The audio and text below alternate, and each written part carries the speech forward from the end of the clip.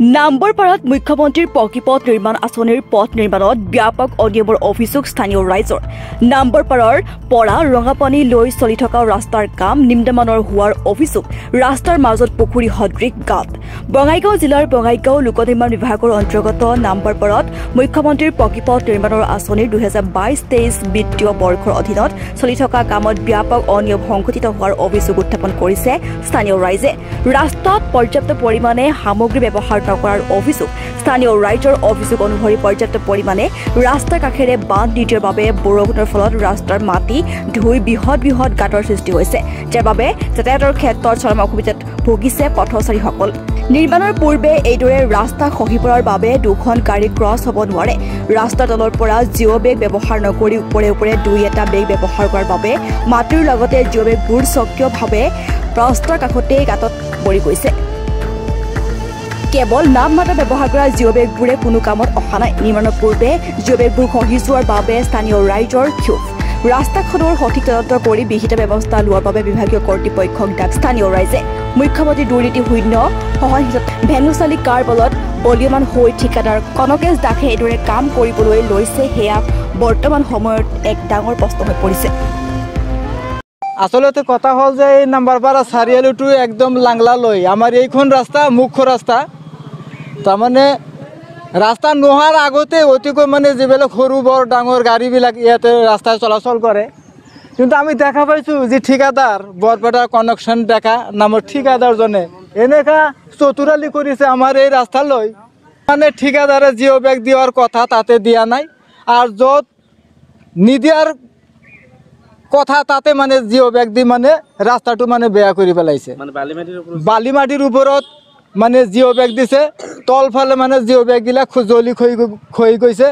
তাৰ পাছত বালি মাটি যে ৰাস্তাৰ দুয়োকাষত পালে, ৰাস্তাৰ মাজতো মাটি পেলোৱাই নাই, কিন্তু ৰাস্তাৰ দুয়োকাষে মাটি পেলাইছে, কিন্তু ৰুলাৰটো মাৰা পৰিলক্ষিত হোৱা নাই, আমি দেখিবলৈ পোৱা নাই, যাৰ কাৰণে এনেকা ৰাস্তা ভাঙি চিঙি চূৰ্ণ বিচূৰ্ণ হৈ গৈছে। গতিকে মই এইটো আহ্বান জনাইছোঁ প্ৰশাসন বিভাগক নাইবা জিলা উপায়ুক্ত বিষয়ক যে অতি সোনকালে তদন্ত কৰি এইখন ৰাস্তা যিবিলাক য'ত মানে ভাঙি জ্বলি খহি গৈছে অতি পলমে মানে ঠিক কৰি দিব লাগে। আৰু যিবিলাক ঠিকাদাৰ আছে, ঠিকাদাৰৰ যিবিলাক চামচা আছে, এই চামচাবিলাকতো আমি এতিয়াও দেখা নাই ৰাস্তাত, দালালবিলাকতো এতিয়াও দেখা নাই।